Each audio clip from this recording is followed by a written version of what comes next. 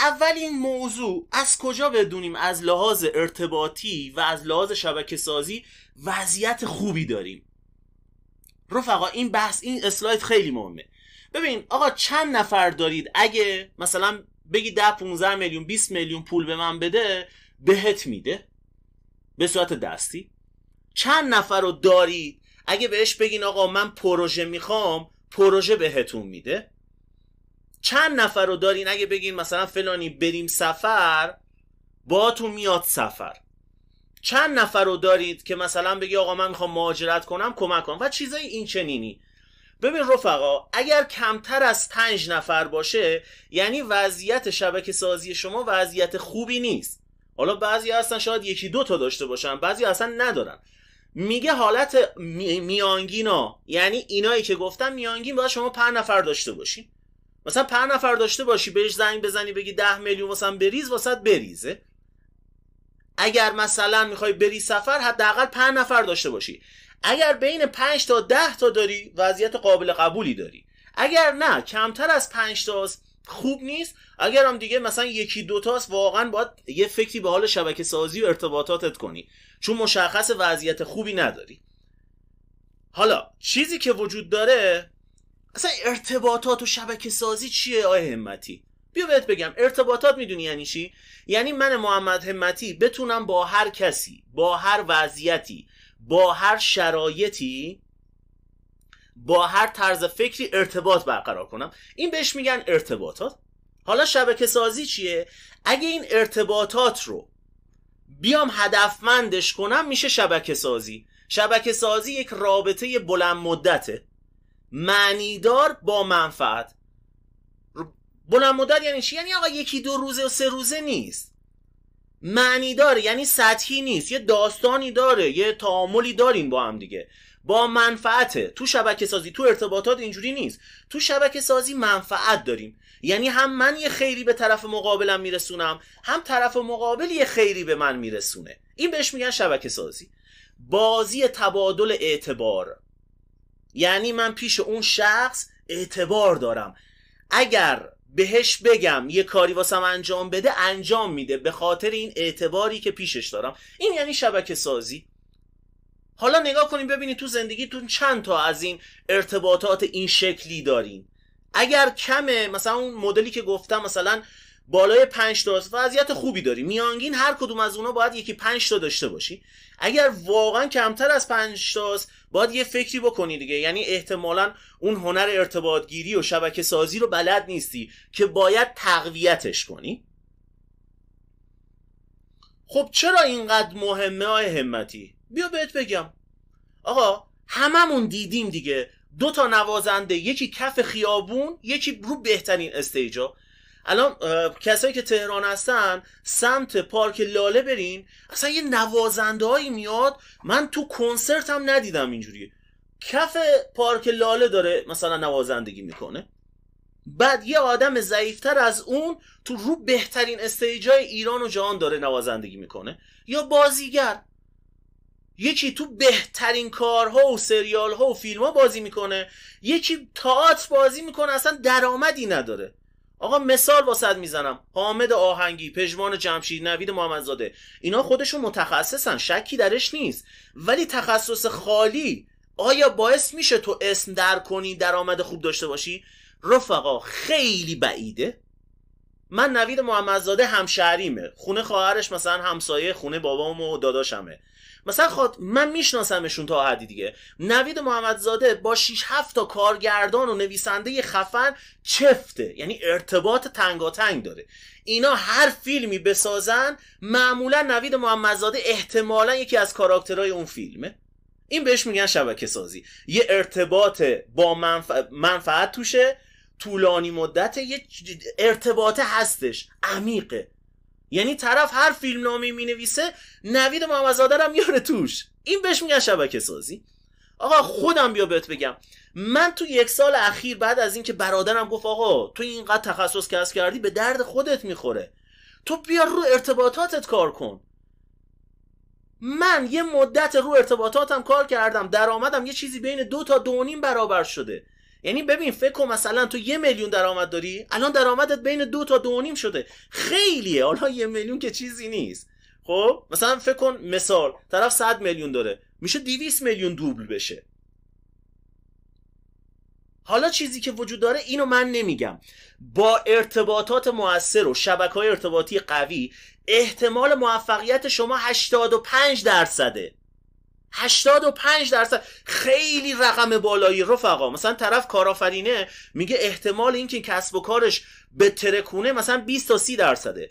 حالا موضوعی که وجود داره آقا، داستان خودم، من تو چند سال اخیر حساب کتاب کردیم نزدیک 5 تومن درآمد داشتم تو چند سال اخیر که کار کردم. همیشه میگفتم ایول دمت گرم، از صفر خودتو ساختی. تا 5 تومن من داشتم کلا تو چند سال اخیر، کل درآمدایی که داشتم یعنی مشاوره، سایت ها، همه 5 تومن شده، 5 خورده ای.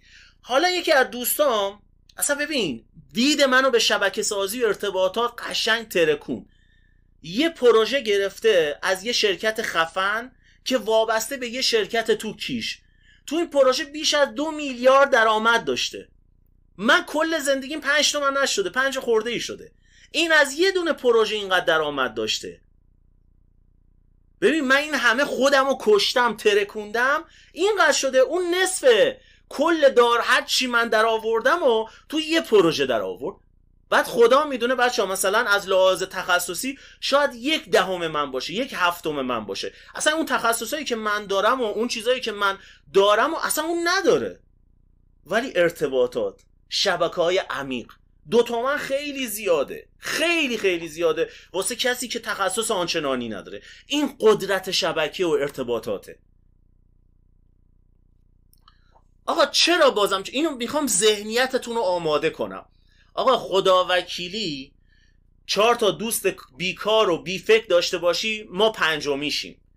4 تا رفیق درب و داغون داشته باشی ما 5 میشیم. بیا مثال خودم واسط بزنم. من یه رفیقی دارم، یه دوستی دارم، خیلی واسم عزیزه، خیلی واسم عزیزه، این واقعا دوستش دارم. این خیلی عاشق غذاست. چون این عاشق غذاست منم تا حدودی خوشم از غذا میاد. ببین ارتباطات اینجوری تأثیر میذاره رو آدم. مثال برادرم، تازگی ها میبینم برادرم طبیعتگرد شده، میره اینور میره اونور. خب واسم یه ذره مشکوکه آقا چرا مثلا اینقدر طبیعتگرد اینا. تا با خانواده صحبت کردم، گفت 4-5 تا رفیق طبیعتگرد پیدا کرده، با اینا میره بیرون میاد. مثال دیگه، ما یه رفیقی داشتیم با چند تا رفیقش میگشت. این رفیقایی که رفیقام گل میکشیدن، من کار ندارم گل خوبه بده، نه میگم بکشین نه میگم نکشین، ولی چیزی که تأثیر ارتباطات. این دوستم بهش گفتم فلانی تو مثلا با اینا میگردی تو هم احتمال داره بکشی ها، تأثیر میذاره. گفت نه بابا من چی کار دارم، خدا سرشاده بچا طرف داره گل میکشه، من ارتباطمو باهاش کامل قطع کردم. یعنی باور نکردنی ها. یعنی من خودم دیگه ایمان آوردم که آقا آدمای دور و برم اینجوری میتونن تأثیر بذارن رو من. حالا شبکه سازی چرا اینقدر تو دنیای امروز ضروریه؟ بیا بهتون بگم، 4 تا دلیل میگم. 1، تغییرات سریع. دیدی همه چی در حال تغییره. خب من اگر ارتباطات داشته باشم یکی بهم میگه آقا الان قرار این تغییره ایجاد بشه، این کارو بکن. 2، فرصت‌های کوتاه. آقا من ارز دیجیتال با یه رفیقی داشتم، خیلی با این دمخور بودم، ولی یه اشتباهی کردم، حرفشو گوش ندادم. بیت کوین نزدیک 2000-2500 اینجوری بود. گفت محمد بیا بخر، رشد میکنه. ببین فرصت ها کوتاست، من نخریدم. گفت آقا الان پول دستته، بیا 50 تومن بخر. من اون موقع واقعا میگم اصلا نمیدونستم ارز دیجیتال چیه. گفت بیا 50 تومن بخر، بنداز یه گوشه، پول خوبی بعدن واسه. حرفشو گوش ندادم. ببین فرصت های کوتاه. تو مثلا یه رفیقی داری همین جوریه، میگه فلانی این کارو بکن، ولی آدم کار درست. من چون ارز دیجیتال نمیدونستم چیه اون موقع، یکی دلایلی که نخریدم این که نمیدونستم ارز دیجیتال چیه. اگه میدونستم میخریدم. این بنده خدا چندین بار به من گفت 2000-2500 بود، تو نوسان بود. گفت بیا بهترین وقت بخر. و 50 تومن بخر بنداز. من میگفتم خدایا مثلا ارز دیجیتال چیه، نمیدونستم واقعیتش. یکی هم عوض شدن شغلاست. دیدی پشت سرم شغلا عوض میشه. خب تو اگه شبکه ارتباطی داشته باشی، یه شغلی هم از دست بدی یه شغل دیگه پیدا میکنی خیلی راحت. از طریق ارتباطات و شبکه‌هایی که داری. حالا نکات مهم، این نکته خیلی مهمه رفقا. دیدی بعضیایی تو رویداد شرکت میکنن، تو جشنواره، تو مراسم، خب این بهش نمیگن ارتباطات و شبکه سازی، این فقط حضوره، بیس اولیه است، چیز پایه است، یه بخش کوچیکی از ارتباطات و شبکه سازیه حضور تو رویداد. اینا ابزارن، مثلا تلگرام، اینستاگرام، توییتر، لینکدین، اینا ابزارن، ولی تو باید مهارت ارتباط گیری داشته باشی که از این ابزارها استفاده کنی، خب که بتونی ارتباط شکل بدی، شبکه ایجاد کنی. مثلا من خیلی از بچه‌ها میگه آره آقای متی من شبکه ساز قوی هستم. میگم چه جوری؟ همه رویدادها رو میرم. میگم خواسته نباشی. خب چه ربطی داره؟ خب همه رویدادها بری اتفاقی میفته؟ نه، تو باید رویدادی بری مهارت رو داشته باشی، تبدیلش کنی به شبکه، تبدیلش کنی به ارتباط. تو اصلا 2 تا ارتباط موثر با کیفیت داری؟ نه. خیلی از بچه ها دفترچه تلفنن. مثلا ما یکی از بچه ها پوز میداد آره من شماره 50 تا آدم خفن رو دارم. گفتم داداش تو دفترچه تلفنی، تو آدم شبکه سازی نیستی. این بهش نمیگن ارتباطات. اگه من زنگ زدم طرف گفت چشم اوکی میکنم بیا انجامش میدم، این میشه شبکه سازی عمیق و خفن. نه اینکه من شماره مثلا الان من تو کانتکتام راحت 2-3 هزار تا دارم، اینا واسه من کاری میکنن. نه، بخوام پوزن بزنم بگم 10-20 میلیون چند نفرن، نهایتا 15-20 نفرن، 2-3 هزار نفر دارم، 2-3 هزار نفر تو لیستم دارم. خدا وکیلی زنگ بزنم شاید 10 تا 15 تا اینجوری زنگ بزنم پول واسم بریزن.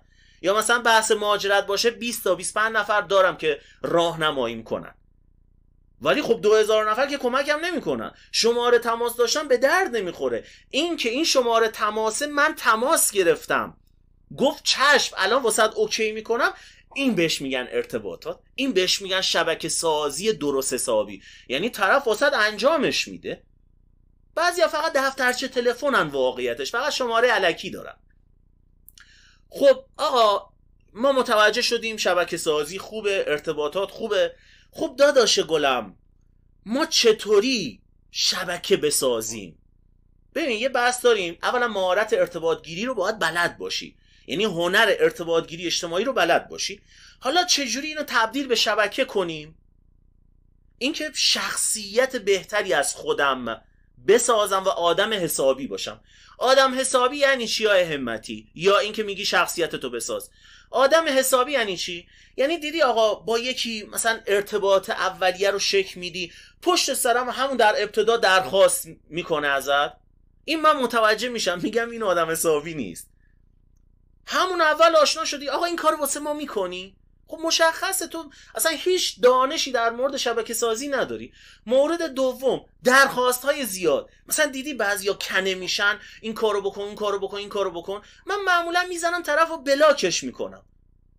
بلاک اسمایی که مثلا تو تلگرام واتساپ بلاک کردم خیلی زیادن. چرا؟ چون آدم حسابی نیست. کسی که بره فقط درخواست بده این کنه است.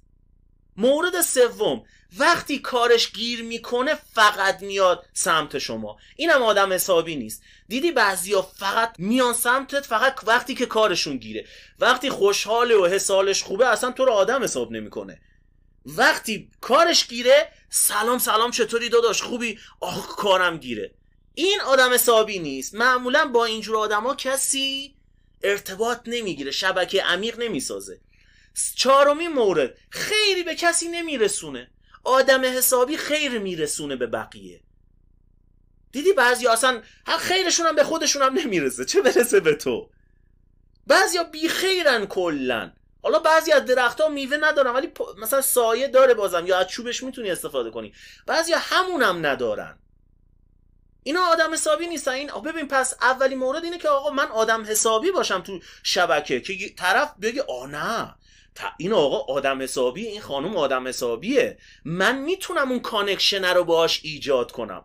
ولی خدا وکیلی چند نفر دور و برتون اینجوریان که آدم حسابی باشن. حالا من خودم تو این چند سال مثلا واقعا کار کردم، تو 1 سال اخیر به صورت بکوب دارم کار میکنم. بیشتر تمرکزم رو همین مورده. سعی میکنم اصلا از کسی درخواست نداشته باشم، کوپنمو نمیسوزونم. کپونمو نمیسوزونم به همین راحتی. خب آقا موضوع بعدی، شبکه سازی فراتر از درخواست کردنه. ببین من قبلا گفتم تو پادکستام، گفتم آقا بعضی وقتا تو از یکی باهاش شبکه ایجاد میکنی، الهام ازش میگیری، از لحاظ رفتاری، از لحاظ نگاه. مثلا من خودم یه چند تا رفیق داشتم، بچه‌ها اینا آدمای درست حسابی بودن، همین الانم چند تاشون با هم دوستن. آقا اینا هیچ، و یکی از دلایلی که من هیچ وقت سوال خصوصی نمیپرسم تأثیر همین ارتباطاتیه که دارم با همین آدما. اینا تو عمرم ندیدم یه بار تو این چند سال یه بار سوال خصوصی بپرسن. الهام گرفتم دیگه ازشون، یاد گرفتم خیلی چیزا. قرار نیست حتما من از یکی مثلا پروژه بگیرم درآمد بهم برسونه. میبینی آقا طرز فکر یا اون مایندست منو عوض میکنه. اصلا این شخص چطور به شرایط و اوضاع نگاه میکنه. مثلا من واقعا یه چند نفر تو زندگیم دارم، یکیشون برادرمه، اصلا طرز فکر منو به دیدن، این طرز فکرم به دنیا رو عوض کرده. با اینکه خیر مالی هم بهم میرسونه، ولی بیشتر از لحاظ طرز فکر داره منو عوض میکنه. شبکه سازی فراتر از این چیزاست، فراتر از درخواست رفقا. خب گفتیم یکی آدم حسابی بودنه، یکی هم شخصیت دیگه، درسته؟ شخصیت یه شبکه ساز حرفه‌ای چجوری آیه همتی؟ من میخوام شخصیت یه آدم شبکه ساز قهار رو درجه 1 داشته باشم. یک، آدم شبکه ساز بخشنده و مهربانه. یعنی آقا یه اطلاعاتی ازش میخوای، یه چیزی ازش میخوای، میده. حالا نه هر بخشنده، یعنی میریم جلو در مورد بخشنده بودن صحبت میکنیم که آدما سوارمون نشن. چون خیلی وقتا میگیم بخشنده، خب آره من بخشندم، از این ور بوم میافتی. بعضیا کلا اصلا هیچ کاری نمیکنن، باید این وسط باشی. گرفتی؟ برای بقیه ارزش قائله. دیدی بعضیا بقیه رو اصلا آدم حساب نمیکنن؟ این نمیتونه شبکه ساز حرفه‌ای بشه. مورد سوم، اصیله. اصیل یعنی چی؟ فیک نیست، دروغ نمیگه، ادا در نمیاره، فکرش، حرفش و رفتارش یکیه. دیدی بعضیا فکرشون یه چیز دیگه است، کلامشون یه چیز دیگه است، رفتارشون اصلا یه چیز دیگه است. این فرد آدم فیکیه. چرا؟ اون چیزی که میگه با اون چیزی که رفتار میکنه، با اون چیزی که فکر میکنه اصلا شب و روزه. این مشخص آدم فیکیه. موضوع بعدی، مسئولیت پذیره، یعنی خوشقوله. مثلا میگه آقا من این پروژه رو میرسونم، سر تایم میرسونه، آن تایمه، قول و قرار میذاره ساعت 4، 5 دقیقه به 4 اونجاست. این بهش میگن آدمی که شخصیت یه شبکه سازو داره، آدم هدفداریه. ببین رفقا، آدمای بی هدف شبکه‌های ارتباطی قوی ندارن. راست حسینی تو میدونه از زندگیش چی میخواد، دنبال پیشرفته، دنبال رشده. این شخص راحت باش ارتباطات و شبکه ایجاد میشه، اولویتاشو میشناسه. آخه بعضیا دیدین مثلا واسه هر کس ناکسی وقت میذاره. این شخصیتی شبکه ساز نیست. اولویت آقا من زندگیم، کارم، رشدم، پیشرفتم. آیا داری اینا رو؟ اگه نداری میتونی درستشون کنی. ببین یه چیز بگم، بقیه از شکم مادرشون نیاوردن واقعیتش. یعنی آقا من خودم خیلی از این چیزها رو نداشتم. مثلا مثال بگم، من اولویت اصلا نمیدونستم چیه. تو 2-3 سال اخیر متوجه شدم چی به چیه. وگرنه اصلا پرت بودم قشنگ، یعنی پرت اونورتر. اشتباه بزرگ، این اشتباه بزرگه. خیلی ها فکر میکنن چون با آدمای زیادی در ارتباطن پس مهارت ارتباط گیری رو بلد هستن. این طرز فکر اشتباس رفقا. ما راننده داریم 20 ساله داره رانندگی میکنه، هنوز آدم خفنی نشده، راننده خفنی نشده. تو بحث ارتباطات کسی که با همه در ارتباط با این خوشو بش میکنه، این بهش نمیگن مثلا آدم ارتباطگیر خفنیه، مهارت ارتباطگیری داره. این فقط داره با همه حرف میزنه. مهارت و هنر ارتباطگیری اجتماعی یه چیز دیگه است که خیلیا اشتباه میکنن، با یه چیزای دیگه اشتباه میگیرن. مورد دوم، اشتباه بزرگ دوم، دیدی با یکی آشنا میشی همون اول سلام علیکم شماره میده، کارت ویزیت میده. خیلی بده ها. من تو رویدادها زیاد میبینم طرف اول پرسی میکنه آقا این شماره من، این کارت ویزیت من. آقا بذار فقط به قربونت بشم یه ذره مکالمه کنیم، به یه جمع‌بندی برسیم، آخر مثلا من میخوام آره یه شماره بگیریم بعدا با هم دیگه یه گپ بزنیم. این تازه بیس اولی است، طرف سریع شمارهشو میده. این اشتباهه تو بحث شبکه سازی. نکته مهم، قرار نیست با هر کسی در هر جای ارتباط بگیرم. ببین خیلی ها این اشتباه رو میکنن، فکر میکنن ارتباطات و شبکه سازی اینه که من حتما باید با هر کسی تو هر جای ارتباط بگیرم. نه، بسته به شرایط و هدف ارتباطات و هدف شبکه سازی با یکی ارتباط میگیرم و سعی میکنم هدفمندش کنم. آقا من شخصی هم که زمانم رو از سر راه نیاوردم، انرژی و انگیزم رو از سر راه نیاوردم واسه هر کس و ناکسی بذارمش. چون خیلی ها من دیدم اینجوری هن دیگه، مثلا تا یه ارتباط میگه واسه این واسه اون اولویت بندی. نه آقا من نیاز ندارم به این ارتباط با این شخص ارتباط بگیرم، وقتم از سر راه نیاوردم. این نکته بسیار مهمه رفقای عزیزم. خب دیدی گفتیم آقا شخصی که شبکه سازه با شخصیتشو بسازه، درسته؟ آقا چقدر بخشی دیدین یکی از گزینه‌ها بخشنده بودن بود دیگه، یادتونه تو چند تا اسلاید قبلی چقدر بخشنده باشیم که سوارمون نشن. دیدی بهت گفتم بعضیا از این ور بوم میافتن اصلا بخشنده نیستن، بعضیا از اون ور بوم میافتن کلا بخشندن. جفتش اشتباس. من اول باید شناخت داشته باشم نسبت به شخصیت آدما و اون وقت بخشنده باشم. بخشنده یعنی چی؟ یعنی اطلاعات در اختیارش بذارم، اگه کاری خاص واسش انجام بدم مایه واسش بذارم، اعتبار واسش خرج کنم. چقدر بخشنده باشم؟ 3 مدل شخصیت داریم. بعضی از آدما فقط گیرندن. دیدی گفتم مدل کنه، این فقط میمکه، مثل پشه فقط میمکه، هیچ خاصیتی نداره. تو نباید واسه این شخص اعتبار هزینه کنی. آقا دورور من مثلا میبینی آره یه آشنایی داریم کلن کنه است، گیرنده است، بدترین مدلشه. انرژی تو، اعتبار تو، زمان تو، اون دانش تو در اختیار این شخص نذار به هیچ عنوان. این شخص فقط گیرنده است. مورد دوم، 2 تا 4 تا میکنه. دیدی بعضیا باید خیر ببینن که همونقدر خیر برسونن. ما یکی از بچه ها داشت صحبت میکرد، بعد گفتم خدایا شکر اینو گفت آقا اول مدرسه مثلا نمیدونم کلاس 10 بودیم 9 بودیم من کی بودیم، گفت آقا واسه یکی از بچهای ساندویچ خریدم، تا آخر سال تحصیلی منتظر بودم که این یه ساندویچ واسم بخره. این از اون آدمای 2 تا 4 تا کنه. به اینم مثلا اعتبار نباید بدی، نیازی نیست. پس به کی یا امتی؟ بخشنده ها، فقط بخشنده ها. کسایی که آقا داره اعتبار واسه تو خرج میکنه، آدم درست حسابیه، داره واسه تو زمان میذاره، انرژی میذاره. من نباید به همه. خب این بخشنده ها مهمه. چه نوع بخشنده هایی؟ بیا بهت بگم.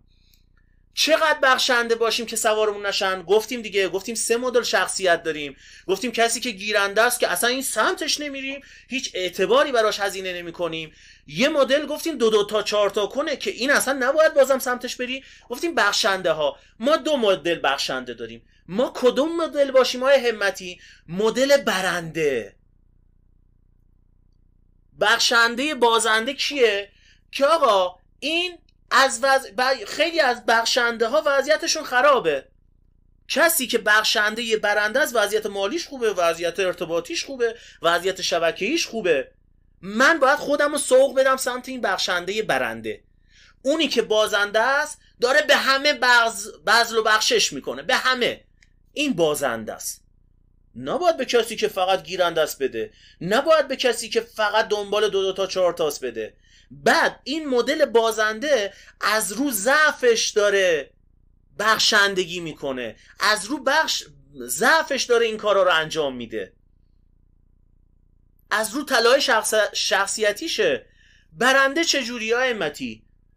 اختیاریه، از سر ناتوانی نیست. تو تعارف و رو در وایسی گیر نمیکنه وای الان چی بگم بهش، بگم نه نمیدونم چی. اون بازنده است. ولی آدم قوی میگه باشه مشکلی نیست، اوکی میکنم. از سر ناتوانی نیست، اختیاری دوست داره انجام میده. در اوج در اوج توانایی میبخشه، آگاهانه که من دارم اینو میبخشم، آگاهانه دارم میبخشم، مراقب زمانشه، بیکار که نیست همیشه در اختیار همه باشه. به هر کسی هم نمیبخشه، گفتیم فقط به کی؟ به بخشنده. اینجوری نباشی سوارت میشم. مثلا خیلی از بچه‌ها من میشنوم میگه ائمتی ارتباط میگیرم سوارم میشن. دلیلش اینه که دختر خوب، پسر خوب، تو چون بخشنده بازنده رو داری بازی میکنی. میتونم تغییر کنم؟ آره، من اینجوری بودم، مثلا یکی از برادرام همینجوری بود ولی الان خیلی بهتر شده. این بخشنده بازنده بود، به همه از رو مهرطلبی این کارو میکرد. کسی که برنده است این کارو نمیکنه. حالا موضوع بعدی، یادتونه گفتم آقا یکی شخصیت شبکه ساز، یکی چی بود؟ گفتیم آقا بخشنده و مهربان باشه. دومیش یادتونه گفتم ارزش قائل باشه واسه دیگران، توجه به دیگران. کسی که دنبال ارتباطات عمیق و شبکه سازیه ارزش قائل واسه بقیه. یعنی چی ائمتی؟ برای اینکه آدم باحالی باشی باید این حس رو منتقل کنی که آدم باحالی هستی. خب من از کجا بدونم تو آدم باحالی هستی، دختر باحالی هستی، پسر باحالی هستی؟ یه کاری کن که آدما احساس کنن که مهمن. به خدا یعنی آدم پولداره، آدم خفنم باید شبکه ایجاد میکنه. 2، اگه طرف مقابل رو باش صحبت میکنی تحقیرش نکن. تحقیر کردن ارتباطات رو خراب میکنه. کاری نکن طرف احساس کوچیک بودن داشته باشه. مثلا جوک تعریف میکنه اگرم شنیدی یه لبخند بزن بگو آره اینو شنیدم دمت گرم خیلی باحال بود. تخریب نکن. من الان تو جامعه میبینم و طرف میگه آقا چرا ارتباطات ندارم، چرا اکیپ خوب ندارم، چرا مثلا ارتباط عاطفی خوب ندارم. خب تو داری پشت سرم تخریب میکنی لامصب. کسی که اشتباه کرد دستشو بگیر. مثلا ما چیکار میکنیم؟ طرف اشتباه میکنه، ما هم 2 تای دیگه میذاریم روش، میزنیم تو سرش. مثلا الان یکی از دوستام اشتباه کرد، خدا میدونه، رفتم گفتم داداش شده دیگه، دورت بگردم، عزاداری تو بکن، من هستم کمکت میکنم. خدا وکیلی اصلا نمیدونی چقدر ارتباطش با من خوب شده. بعد هی من متوجه شدم و منتظر من یه درخواستی بدم واسم انجام بده. چرا؟ چون تو اون لحظه ای که اشتباه کرده دستشو گرفتم، نیومدم بزنم تو سرش. ما میزنیم تو سر آدما. پس ارزش قائل کسی که دنبال شبکه سازی حرفه‌ایه. نکته مهم، یه نکته بهتون بگم که نشون میده آدم اصیلی هستی. اگر تمام چیزایی که گفتم با آدمای بالاتر از خودت انجام میدی و با پایین تر از خودت هم انجام میدی، آدم اصیلی هستی. میری رستوران گارسون میاره، چپ چپ نگاهش میکنید، دم شما گرم، آقا خیلی ممنون، مرسی خانم. اون دربونه مثلا میگه خدا قوت دایی جون، دم شما گرم. ما یه بنده خدایی با یکی ارتباط داشتم، گفت محمد رد میشی از این دربونه تشکر کن، رد میشی از این مثلا آبدارچی تشکر کن، چای خوب میده.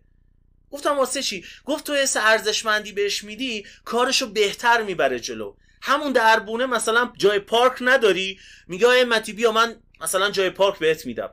همون آبدارچیه مثلا شبکه خوب باش ایجاد کردی، احترام واسش قائل بودی، میگه آقا یه چای زعفرانی واسه تو، بقیه چای ساده میخورن. چرا؟ چون ارزش براش قائلی. پس نشون میده تو آدم فیکی نیستی. خب چرا شبکه سازی از ما آدم بهتری میسازه؟ چون باید شخصیت قوی بسازیم برای شبکه سازی. همین باعث میشه که من آدم بهتری بشم دیگه. احترام قائلم واسه بقیه، کم کم رشد میکنم. این درخته رو دیدین گذاشتم، اینا عکس‌ها رو دونه دونه من انتخاب کردم بر اساس محتوا. کم کم رشدت میده، ولی باید انجامش بدی. مورد بعدی، یه نکته بهتون میگم، همین رو رعایت کنیم. به خدا 10 هیچ بقیه رو زدید. شنونده خوبی باشید. آقا الان همه دنبال اینن حرف بزنن خودشون رو اثبات کنن، تو شنونده باش. اصلا ببین میترکونه همین یه مورد. همه دنبال اینن خودشون رو اثبات کنن، بگه من اینجوریم اونجوریم، ولی تو اگه شنونده خوبی باشی میگه آدم حسابی ها، قشنگ میشنوه، متوجه میشه چی میگیم. این خیلی خیلی موضوع مهمیه رفقا. مشتاقانه سوال بپرسین. تو ارتباطات و شبکه سازی من میبینم حالا چیکار میکنید؟ آره قشنگ صداتو انرژی بهش بده. مثلا بعضی اینجوری بله ببینم چی میشه اینجوری. خب مشخصه من حوصله اینجور شخصی رو ندارم باش ارتباط بگیرم. من نوعی میگم، منظور محمد همتی نیست، اون شخصی که میخواش باش ارتباط بگیری. قبراق سر حال. بخود تو جامعه ایرانی که همه الان وضعیت آنچنان طوریه که همه فقط مینالن. نکته فراموش شده. خیلی از بچه‌ها رو من میبینم مثلا برنامه نویسه، فقط با برنامه نویسا میگرده. آقا این اشتباس. الان من تازگی ها مثلا اینقدر رفیقای باحال از حوزه‌های دیگه پیدا کردم، خیلی حال میده. یعنی اصلا رفیقایی که دارم، مثلا الان با اکیپ داریم، مثلا دختره طراح لباسه، مثلا رشتهش با من یه چیز دیگه است. آدم تو اکیپمون داریم مزون داره، مزون لباس، ولی برنامه‌نویسا یا طراح سایت‌ها معمولا چیکار میکنن؟ فقط با برنامه‌نویسا طراح سایت، برنامه‌نویس طراح سایت. آقا اونم خوبه، با اینام بگردیم. عمومیه، ارتباطات و شبکه سازی عمومیه. اینو باید حواست جمع باشه. نکته بعدی، آداب معاشرت تو مکالمه کردن، مکالمه حضوری و آنلاین. الان من خیلی از بچه‌ها رو میبینم مثلا میخواد به یکی پیام بده، خدا وکیلی هست، یعنی یه دونه از آداب اتیکت رو رعایت نمیکنه. من خودم اینجوری بودم یعنی آدمی بودم بچه‌ها، ببخشید اینو میگم، اصلا نخواستم یه چیز بد بگم، نه چرا بگم آقا، خیلی داغون بودم خدا وکیلی همینجا میگم آقا، آدم داغونی بودم تو معاشرت و اینا، تو آداب معاشرت واقعا آدم، آخه کسی نبود بهم یاد بده. مثلا تو آنلاین ایموجیای الکی میفرستادم، کلمات الکی، ولی الان یاد گرفتم آقا اینا قابل یادگیری هن. یعنی اگه تو مهارت ارتباط گیری رو یاد بگیری، اینا رو هم یاد گرفتی، قابل یادگیریه. من خودم میگم آقا وضعیتم خوب نبود ولی خدا وکیلی یاد گرفتم. یعنی افتضاح بودم، ایموجی خنده الکی میفرستم، ایموجی چرت و پرت میفرستم، ولی الان واقعا این آداب معاشرت تو آنلاینه. حضوری استاد بودم، ولی خب واقعا تو چند سال اخیر خدایی خوب شدم و قابل یادگیریه. یعنی میتونی یادش بگیری خیلی راحت، تر و تمیز. یعنی با یکی دو جلسه بدونی آقا با چیکار کنم و تمرینشون کنی، تمومه. چند نکته مهم آقا، این نکات رفقا لطفاً رعایتشون کنید. رویداد میخوای بری، مراسم یا مثلا جشنواره یا دور همی، هممون دنبال اینیم یکی رو با خودمون ببریم. نکنید این کارو، نکنید. تنها برین لطفاً و خواهشاً تنها برین. آقای متی ترس داره، آره ترس داره، ولی تو تنها میری مجبور میشی ارتباط بگیری، مجبور میشی شبکه بسازی. ولی وقتی با دوستت میری، با یکی میری، دیگه کلا با اون صحبت میکنی. من با آقا رضا برادرم که استاد حوزه توسعه فردی و ایناست، به هیچ عنوان رویداد میخوایم بریم اصلا کنار هم وای نمیسیم، اون میره اونور، من میرم اینور. چرا؟ چون آقا ما خب همدیگه رو میشناسیم دیگه، شب و روز با هم دیگه مکالمه داریم، 1000 تا کار میکنیم. ولی من الان آدم جدید اومدم ببینم. مورد دوم، وقتی داری شماره به یک کسی میدی تو بحث ارتباطات، اینو حواستون باشه، تو گوشیش نریم. مثلا طرف، مثال این گوشیشه، میخواد اسم و فامیل شما رو بزنه، شمارت رو بزنه، شما یه لحظه نگاه دور شو ازش، یه لحظه که حریم شخصیش حفظ بشه. اینو از یکی از استادا فهمیدم، اصلا توجه میکردم یه ذره فاصله میگرفت و حینی که میخواد شمارت رو ذخیره کنه، شاید اون لحظه اون شخص حضور ذهن نداشته باشه. مثلا من شماره‌مو میدم، میگم بنویس 0900 خورده‌ای، بعد میگم محمد همتی، مثلا طرف میگه خب، میگه میدونم آقای همتی، ولی شاید اون لحظه یادش رفته باشه. وقتی میگم محمد همتی میگه میدونم، میگم دم شما گرم، ممنونم، چون شاید یه لحظه یادش رفته باشه. اینجوری حس امنیت بهش میدی. محمد همتی اینجوری خیلی بهتره. موضوع بعدی، مورد سوم رفقا.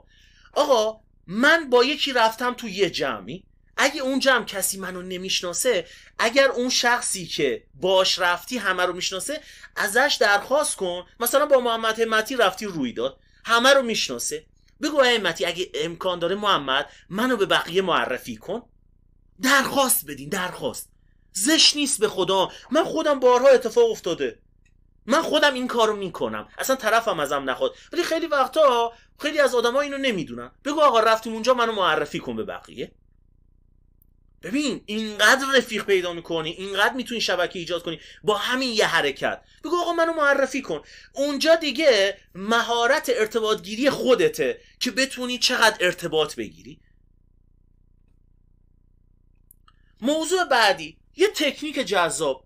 آقا شبکه‌های ارتباطی بزرگی هستن، من دوست دارم ورود بهشون پیدا کنم. دیدی بعضی از اکیپا خیلی خفنن، دوست داری تو هم واردشون بشی؟ آقا قرار نیست با همه اونا ارتباط داشته باشم، یه نفر از اون اکیپ رو پیدا کنم و با همون نفر اوکی بشم، کانکشن ایجاد بشم، تمومه. من خودم با یه نفر، یکی از همکارا آشنا شدم، منو برد توی یه گروه تقریبا فکر کنم 20-25 نفره. الان تقریبا با 17-18 نفرشون اوکی ام. ببین یه نفر منو برده تو جمع و بهشم گفتم منو معرفی کن. مثلا به بچه‌مون محمد همتی مثلا این کار میکنه اون کارو میکنه، دونه دونه رفتیم احوالپرسی کردیم و اینا. ببین چقدر راحت با یه نفرام، یعنی یه نفر از اون شبکه رو پیدا کنی تمومه دیگه. مهارت ارتباطی خودت هم تأثیر داره یعنی اون هنر ارتباطگیری اجتماعی رو باید بلد باشی که اون کانکشن و شبکه رو ایجاد کنی. اینا بیس اولیه است، باید بلدشون باشی. وقتی رفتی تو دیگه خودتی و خودت ببینم چی کار میکنی. آیا همتی من بخوام کسی رو جذب کنم و باش ارتباط بگیرم چی کار کنم؟ مثلا یکی رو تو شبکه اینترنتی مثلا اینستا دیدم، میخوام با این ارتباط بگیرم. اول میرم رد پاشو تو شبکه‌های اجتماعی چک میکنم، با چه افرادی بوده، با کیا بوده، چی کارا میکنه. اینجوری دستم میاد تم افرادی که باش هستن چه جوریه، راحت‌تر میتونم باش برخورد کنم. این زرنگ بازی خودمه. مثلا میخوام با یکی ارتباط بگیرم یه ذره از خودم بالاتره، میرم لینکدینش رو نگاه میکنم، اینستاگرامش رو نگاه میکنم، پروفایلش رو نگاه میکنم، ببینم چه جوری، یادداشت برداری میکنم، میگم آها این تمو داره، پس راحت‌تر من میتونم باش ارتباط بگیرم. اینا از جنس تجربه است رفقا. اینا رو هیچ جا پیدا نمی‌کنی. من دارم این چون تجربه کردم دارم بهت میگم. رد پای آدما تو شبکه‌های اجتماعی هست، میتونی پیدا کنی، راحت متوجه بشی از چی خوشش میاد. من یه کاری که میکنم رد پاشو پیدا میکنم، ببینم نسبت به چه محتوایی علاقه نشون داده. زرنگ بازی منو ببین، تو لینکدین میرم ببینم چیا رو لایک کرده، میخوام برم باهاش صحبت کنم، در مورد اون موضوعات صحبت میکنم. طرف میگه شما نسبت به این موضوع علاقه دارین؟ کانکشن اولیه ایجاد شد. خیلی راحت. یعنی به خدا این تکنیکا رو من به جاتون باشم دونه دونه مثلا یادشون میگیرم، انجامشون میدم. طرز فکر غلط در مورد شبکه سازی آقا به درد من نمیخوره. مثلا یه خانم خونه دارم، یه دانش آموزم، یه دانشجوام. آقا یه خانم خونه دارم باشی بازم نیاز داری آقا مثلا من وسایل خوب خونه رو از کجا تهیه کنم؟ اگر میخوام صورتمو پاکسازی کنم کجا برم؟ یه پزشک مثلا صورت میخوام برم کجا برم؟ خب بازم این شبکه ارتباطیه. مثلا تو دانشجویی با استاد ارتباطت بهتر میشه، به تو ساده تر میگیره. من خیلی از بچه ها هستن ارتباط با استاد میگیرن، خود استاد پروژه واسه شون میاره.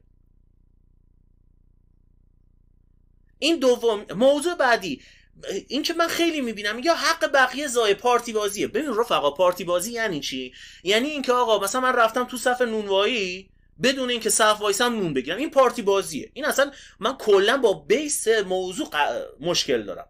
مثلا دیدی یه مزایده است، من یه کاری میکنم من برنده بشم، این رانت بهش میگن، این نامردی محضه. اما شبکه سازی یعنی چی؟ آقا من یه رفیق دارم یه پروژه داره، میگه محمد همتی آشناست، بدمش محمد انجام بده. این یعنی ارتباطات و شبکه. من درآمدم مثلا الان همین جوریه دیگه. فکر میکنی درآمد من چه جوری اوکی شده؟ از طریق همین شبکه‌ای که ایجاد کردم. یعنی ببین من این ارتباطاتی که فقط 1-2 سال دیگه همینجوری ارتباطاتو انجام بدم، اصلا میگم شرایط خیلی عوض میشه برام. این ارتباطاته. موضوع بعدی مثلا میگن ارتباطات که آموزش نمیخواد، انسان کلا اینجوریه. اشتباس. خودمو دارم مثال میزنم.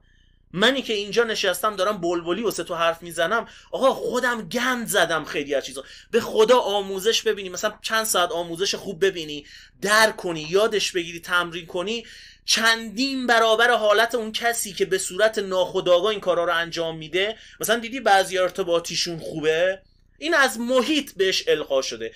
تو میتونی چند برابر اون بهتر بشی. چرا؟ چون داری آموزش میبینی. آموزش ببینی تمرین کنین، اصلا طرفو جا گذاشتی. اون داره با سرعت مثلا الان تو سرعتت 5 10، اون سرعتش 30. آموزش ببینی تمرین کنی انجام بدی، قشنگ سرعتت از 100 رد میشه، اصلا اون طرف نمیتونه به تو برسه.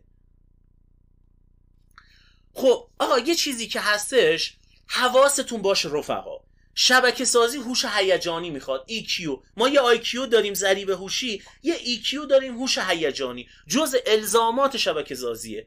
آقا امتی هوش هیجانی یعنی چی؟ هوش هیجانی بیا بهت بگم، یعنی خود آگاهی. آقا من آگاه هستم نسبت به رفتارم، چرا این کارو کردم، چرا این حرکت رو انجام دادم. اگر تو خود آگاهی داشته باشی دیگه تو جمع هر کاری رو انجام نمیدی. کنار یه شخصی که میخوای باش ارتباط بگیری هر کاری رو انجام نمیدی. کنار پارتنر عاطفیت گند نمیزنی. خود تنظیمی، اراده. خود تنظیمی یعنی چی؟ یعنی دیدی مثلا طرف میخواد وزن کم کنه، بعد میخواد بره شیرینی بخوره، بعد میگه برم نرم، این بهش میگن اراده. اگه نرفت اراده داره، خود تنظیمی داره. اگر رفت اراده نداره، انگیزه و هدف داره تو زندگیش. همدلی میدونه چیه، یعنی من میتونم خودم رو جای اون شخص بذارم. مهارت‌های اجتماعی داره، خوب بلده حرف بزنه، فن بیان داره، آداب معاشرت رو بلده. بعد یه چیزی بچه‌ها، مثلا خیلی از آدما میگن خب ما نداریم اینا رو. آقا مگه همه داشتن؟ آقا من خودم مثلا نمیدونستم، مثلا این خودآگاهی رو من نزدیک 1 سال خورده متوجه شدم. خود تنظیمی رو 2 سال فهمیدم. همدلی رو واقعا 1 سال فهمیدم، 1 سال خورده ایه. ولی دارم کار میکنم، خیلی بهتر شدم. کسی که آموزش ببینه تمرین کنه، بقیه همون کسی که به صورت ناخودآگاه دارتش چند برابر میذاریش جا، اصلا سرعت چند برابر اونه. پس گفتیم هوش هیجانی برای شبکه سازی جز الزاماته. رو اینا کار کن، چیز عجیب غریبی هم نیست. برنامه بچینی قشنگ متوجه میشی. 3 اشتباهی که باعث شبکه سوزی میشه. آقا خواستی ارتباط بگیری، شبکه ایجاد کنی، لطفاً وارد حریم خصوصی کسی نشین. حریم خصوصی چقدر درآمد داری، چقدر پول داری، چقدر مثلا چرا خونتو فروختی، چند تا دوست دختر داری، چند تا دوست پسر داری، دوست دختر داری، اینو داری اونو داری، اینا حریم خصوصیه. من کسی اینو ازم بپرسه خود خدا بیاد پایین، خب اصلا سمتش نمیرم. من یکی از دلایلی که مثلا وضعیتم خوب شد تو این حوزه، گفتم یه چند تا رفیق داشتم اینا اصلا وارد حریم خصوصی کسی نمیشدن. مورد دوم، قرقر کردن. دیدی بعضیا آقا رو هر چیزی قرقر میکنه. آقا تو میخوای با یه آدم پولدار خفن درجه ارتباط بگیری، این حوصله قرقر کردن رو نداره، حوصله نداره. من با تعدادی از دوستان رفته بودم بیرون، اینا وارد کنندن. بعد گفت مهندس هوا چرا گرمه؟ گفتم عیب نداره، گرمان قشنگه تا قدر هوای خنک رو بدونیم. اینقدر خوشش اومد. من قبلا اینا رو میدونستم، به اینجوری بلد بودم بگم نه خدا وکیلی. میگفتم آره خیلی هوا گرمه، اصلا لعنتی 4 تا چرت و پرت دیگه هم میگفتم مردیم اینجوری اونجوری. ولی الان یاد گرفتم قر نزنم. مورد 3، منفی بافی. مثلا میگی این کارو میخوام کنم، نه بابا فایده نداره، مملکت داغون، چرت و پرت. دیدی بعضی اینجوریان. آقا اگر دنبال ارتباط مثلا با یه آدم خفن، مثلا میخوای ارتباط عاطفی داشته باشی با یه آدم خفن، میخوای مثلا اکیپ بشی با یه آدمای خفنی، این 3 تا رو حذف کن تو خودت. آقا من دارم بهتون میگم خدا وکیلی این 3 تا رو حذف کنین خیلی جلوتر میافتین. قرقر نکنی، حریم شخصی رو حفظ کنی و حریم خصوصی، منفیگر نباشین، منفی بافی و اینا.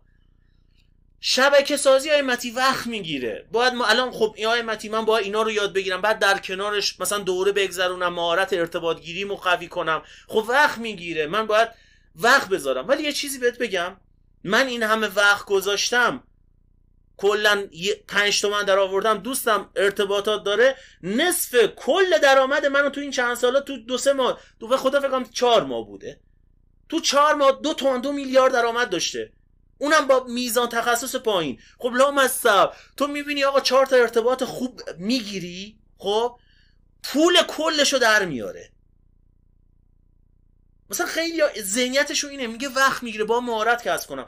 خب آقا میصرفه، به خدا میصرفه.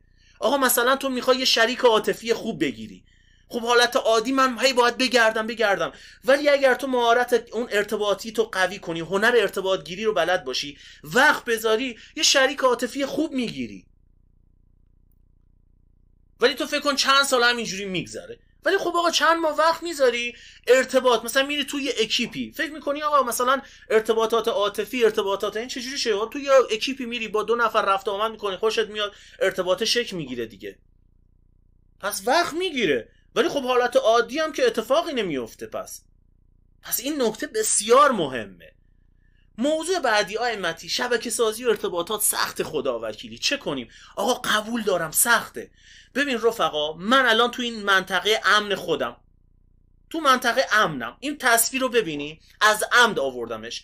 آقا الان احساس امنیت میکنم، احساس کنترل میکنم، خونه خودم رو میشناسم، الان تو نقطه امن خودمم. رفقا تو این نقطه امن اتفاقی دیگه نمیفته. مگه آقا درآمد بیشتر نمیخوای؟ مگه شرایط بهتر رو دوست نداری داشته باشی؟ مگه دوست نداری وارد اکیپای خوب بشی؟ مگه دوست نداری پارتنر خوب عاطفی خوب داشته باشی؟ مگه دوست نداری آقا با 4 تا آدم درست حسابی نشست و برخاست داشته باشی؟ لا مصبی منطقه امن رو ترک کن، بیا منطقه ترس. ببین روبرو بشی با ترس، خداوکیلی قبول دارم، حرفت میزنن، اعتماد به نفس دیگه ذره میریزه، یه ذره ترسه هستش، بقیه مثلا شاید چرت و پرت بگن، ولی منطقه ترس روبرو شدی، میری تو منطقه یادگیری، یاد که گرفتی، مسلط شدی، میری تو منطقه رشد. اون ارتباط خوبه شکل میگیره، وارد اکیپای خوب میشین. آقا خداوکیلی من اکیپ نداشتم، من قبلا اکیپ نداشتم، یعنی اصلا دوست داشتم بگم مثلا 2 چند نفری بودن ولی مثل الان نیست که آقا مثلا من راحت شاید بگم 50 نفر هستن، زنگ بزنم همین الان ساعت 9 شب بگم بیا آقا بریم رستوران میاد. من روز اول خیلی میترسیدم، یه ترسی تو وجودم بود، یه جوری بودم آقا، سختم بود این مورده، خداوکیلی سختم بود، انگار فشار، مثلا استرس اینقدر میگرفتم، میرفتم تو این جمع، ببخشین بچه‌ها عذرخواهی میکنم، اسهال میشدم از استرس شدید. دیدین استرس شدید میگیری؟ ولی آقا مقابله کردم باهاش، رفتم تو منطقه یادگیری، الان تو منطقه رشدم، دارم ارتباطات خوب میگیرم. آقا خداوکیلی اکیپایی که توشون هستم یعنی آرزوی خیلی هست. من قبلا اصلا فکر نمی‌کردم مثلا با اینجور آدمای ارتباط بگیرم. بعد تازه داداشم حرف خوبی زد، این که تو حوزه توسعه فردیه، گفت این اولشه، تو اگر یه ذره بیشتر کار کنی، تقویت کنی، این چیزا رو یاد بگیری، تو خیلی فراتر از این میتونی بری. راست میگه، تو وقتی از ناحیه امن خارج میشی، با ترس روبرو میشی، هی یاد میگیری رشد میکنی، بعد این ارتباطا قوی تر میشه، با آدمای باحالتر ارتباط برقرار میکنی. پس خواهشان میدونم سخته، ولی این جرب زوجنم رو داشته باش. آقا الان انجام ندی کی انجام بدی؟ رو خودت کار کنین، مهارت ارتباط گیری رو یاد بگیر، در کنارش هم شبکه سازی هم، من خیلی چیزا بهت گفتم، شبکه سازی هم میتونی یاد بگیری، رشد حاصل بشه، شرایطت عوض بشه. خب آیه همتی، من متوجه شدم الان تا حد زیادی دستم اومده چی به چیه. خب چی کار کنم؟ اولی موضوع اینه که آقا اینو قبول کنیم که بقیه از شکم مادرشون نیاوردن. واقعیتش دیدی بعضیا میگن نه آقا طرف داشته از اول، نه واقعا مردم از شکم مادرشون نیاوردن، اینو یه آموزش دیدن، بعد 4 بار رفته بهش خندیدن، 4 بار مسخره شده، همون ترسه هست، میگفتم فشار به معده و اینا، میومد استرس. 4 بار رفته آقا، مثلا 4 نفر مسخرش کردن، 2 بار مثلا بهش خندیدن، 2 بارم خوب شده، اینقدر تکرار کرده، مسلط شده، الان شبکه‌های خوب داره. خب وقتی تو آقا ارتباطات خوب میخوای، اکیپ خوب میخوای، پول خوب میخوای، خب باید دوباره مسخره بشی. این نکته رو بهت بگم، کیا تو رو مسخره میکنن؟ آدمای ضعیف تو رو مسخره میکنن. اون آدم خفنه که نمیاد، مثلا اون کسی که مثلا آدم خفنیه، اینو از من داشته باشی. آدمی که ضعیفه تو رو مسخره میکنه، بذار مسخره کنه، مهم نیست. وقتی من اکیپ خوب دارم، ارتباطات خوب دارم، با آدمای خفن دارم رفت و آمد میکنم، پول خوب داره میاد رو حسابم، ببخشید میگم گور پدر بقیه. آقا من خودم بارها مسخره شدم، خداوکیلی رفتم جایی صحبت کردم، به من دیدم به میخندیدن، پسره فلان فلان شده، ولی آموزش دیدم، تمرین کردم، خیلی خیلی بهتر شدم. خیلی کلا به آموزش دیدنه. یعنی این ترسه رو بذاری کنار، بری تو دل کار. همین یه خط اول که آقا بقیه از شکم مادرشون نیاوردن، بقیه هم آموزش دیدن، انجام دادن، الان شبکه سازای حرفه‌ای و قهاری شدن. خب آقا برای آموزش چیکار کنم؟ هنر ارتباطگیری اجتماعی رو باید بلد باشی. یعنی آقا من بلد باشم چجوری ارتباط بگیرم. خب من گفتم الان شبکه سازی تا حدی دستمون اومده، چجوری ارتباط بگیرم، چجوری این ارتباطه رو تقویت کنم. اگر اینو فهمیدم چجوریه، با هر کسی میتونم ارتباط بگیرم و شبکه بسازم.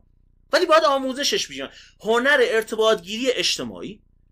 یه دوره هست مال مجموعه صیقل رفقا، هنر ارتباطگیری اجتماعی. مجموعه صیقل رو فکر کنم خیلی از بچه‌ها هستن اینجا بشناسن. چک لیست اقدامات اجرایی هم داره، قشنگ 0 تا 100 میگه آقا این کارو بکن، این چک لیست. مثلا بهت تمرین میده، میگه الان برو این کارو بکن، خجول هستی برو اون کارو بکن، این مشکلو داری برو این کارو انجام بده. این دوره رو بگذرونی، چون دوره کاملیه و دوره بروزیه، یه شبکه ساز قهار میشی. کلا هم 10 ساعته ولی خب چک لیست اقدامات اجرایی داره، یعنی تمرین داره. تمریناتشو انجام بدی تا حد زیادی مثلا دیگه متوجه میشی با چی کار کنی. قشنگ اون شبکه‌هایی که مورد نیازته میسازی. تو این دوره چیا گفته؟ رضا برگزارش کرده این که آقا من افراد مهم رو چجوری شناسایی کنم. مثلا من از کجا بدونم این شخص مهمه؟ بعد یه چیزی، اینا کجا هستن؟ اصلا چرا این آدما با من ارتباط بگیرن؟ تو این دوره هستش. چه جوری ارزش افزوده ایجاد کنم؟ رفقا آدما چه موقعی واسه شما تره خورد میکنن، ارزش افزوده واسه شون ایجاد کنیم. از چه آدمایی فاصله بگیریم که آقا بیچاره نشیم؟ مثلا خیلی وقتا تو ارتباطات و شبکه سازی اگه بدونیم از کیا فاصله بگیریم و به کیا نزدیک بشیم، شرایط زندگیمون مثلا این ور سرازیری یهویی میره سربالای، قشنگ میری رو به آسمون رشد میکنی. مدل حرفه‌ای شبکه سازی رو میگه، یعنی آقا الان این کارو بکن، این یعنی 1 2 3 4 5 داره. قشنگ بهت چک لیست میده و باید انجامشون بدی. اشتباهات رایج رو میگه، تعداد زیادی از اشتباهات. مثلا من خودم اینقدر این اشتباهات رو تکرار کردم تازه فهمیدم چرا فلانجا گند زدم. چک لیست اقدامات اجرایی داره که بهتون میده. بعد میگه آقا تو این دوره قشنگ یاد میده آقا چجوری شبکه‌های دوستانه ایجاد کنی. آقا من شریک عاطفی چجوری پیدا کنم، تو چه اکیپایی برم، چجوری اکیپ سازی کنم، چجوری دوست و رفیق پیدا کنم، اصلا چجوری با خانواده‌ام ارتباط خوب بگیرم. خیلی وقتا مثلا الان من خودم 5 تا داداش دارم ولی فقط با یکی از داداشام خیلی ارتباطم عمیقه.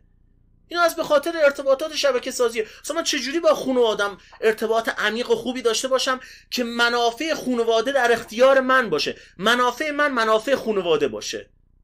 خیلی موضوع مهمیه. اصلا چطور آدمای به درد بخور پیدا کنم که باعث رشدم بشن. چطوری آنلاین، مثلا آقا من نمیتونم جایی برم توی روستام، چجوری آنلاین ارتباط خوب بگیرم؟ اصلا چجوری سر صحبت رو باز کنم، حرف بزنم، مکالمه کنم؟ چطوری ارزشمند باشم؟ چجوری خودم رو پرزنت کنم؟ چجوری خودم رو ارائه کنم که مورد پسند طرف مقابل؟ و 10 مورد چیزای این چنینی. بعد یه خوبی این دوره داره، علاوه بر خود دوره 3 تا دوره هم داره. یکی دوره تبرتو تیز کن. آقا مثلا یه دوره ما گرفتیم چجوری از این دوره بهترین نتیجه ممکن رو بگیریم. خب من الان دوره رو گرفتم، اول چجوری این دوره رو بگذرونم که نتیجه خوب بگیرم. دو این 190 تومن پولش رو دوره به صورت هدیه بهتون میده. دوره رهایی از طرد شدن. یادتونه گفتم آقا مثلا میری توی یه جمعی مسخره میشی، طرد میشی اینا. خب آقا من الان رفتم ارتباط بگیرم، شبکه بسازم، قبولم نکردن، یا اصلا توی یه جمعی بودم منو انداختن بیرون، الان چه کنم؟ تو این دوره قشنگ 150 تومن پولش رو این دوره رایگان، اصلا نمیخوای هزینه بکنی. مورد سوم، آقا من رفتم تو جمع، منو معرفی کردن، یه ارتباط اولیه گرفته، چجوری سر صحبت رو باز کنم؟